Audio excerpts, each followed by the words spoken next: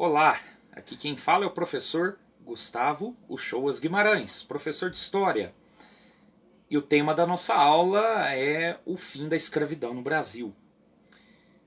Houve toda uma movimentação aí no século XIX, né, todo um contexto que vai culminar, vai ter seu ponto alto no dia 13 de maio de 1888, quando a princesa Isabel, em nome do imperador Dom Pedro II, assina o, a lei, né, chamada Lei Áurea, né, Áurea é a lei de ouro, né, decretando o fim da escravidão no Brasil. Foi até assim um momento de certa vergonha, no sentido de que o Brasil foi o último país do continente americano a decretar o fim da escravidão. Então, o Brasil manteve por muito tempo aí. E ao contrário aí de muitos que louvam uma benevolência, uma bondade, né, da princesa Isabel, na verdade o processo todo ele foi fruto de muita pressão. Havia pressão dos ingleses pelo fim do tráfico de escravos, pelo fim da escravidão, né? Os ingleses pensando principalmente do ponto de vista econômico, né?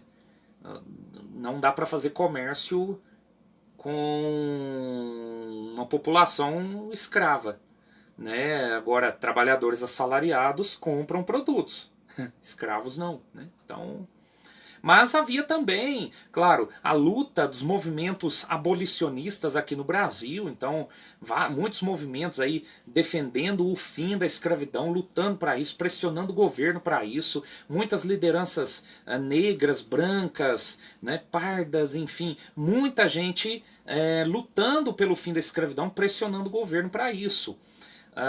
Você tem aí, por exemplo, o José do Patrocínio, ou aqueles que pressionavam através de revoltas. Então você tem um caso emblemático aí, né, que foi, por exemplo, aqui no sul de Minas, que foi a revolta de Carrancas, onde escravos de fazendas ali da região de Carrancas, no sul de Minas, mataram pessoas da família dos senhores ali daquelas fazendas, e inclusive levou o governo imperial a intensificar leis contra escravos que atentavam contra a vida dos senhores. Então, houve outras revoltas, outros movimentos também, e todas essas pressões vão levando o governo brasileiro a diminuir,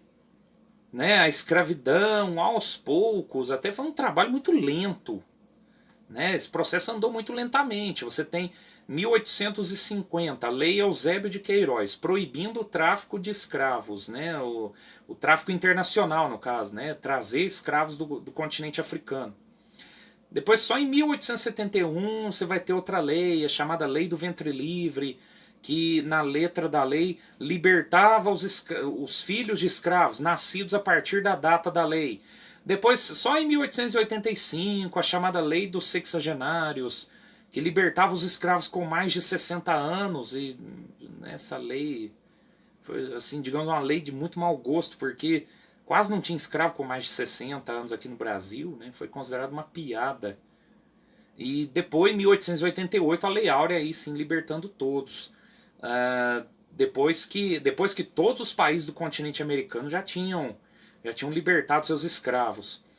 E a partir da libertação, faltaram políticas para colocar esses ex-escravos inseridos na sociedade. Então, na verdade, criou-se aí uma massa de gente pobre ou miserável, analfabeta, a quem o governo não olhou.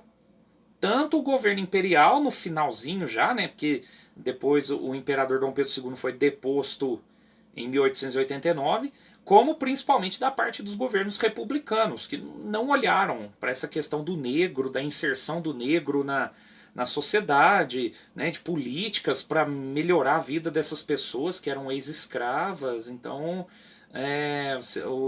houve um problema muito grande, criou-se um problema social muito grande para o Brasil, né, que vai se refletir aí, né, de muitas formas ainda. Temos, né, portanto, todo esse contexto, né, de fim da escravidão aqui no Brasil. E na próxima aula a gente vai destrinchar melhor sobre a transição aí, né? A queda do Império e a ascensão da República. Isso ficará aí para as próximas aulas. Muito obrigado. Até a próxima.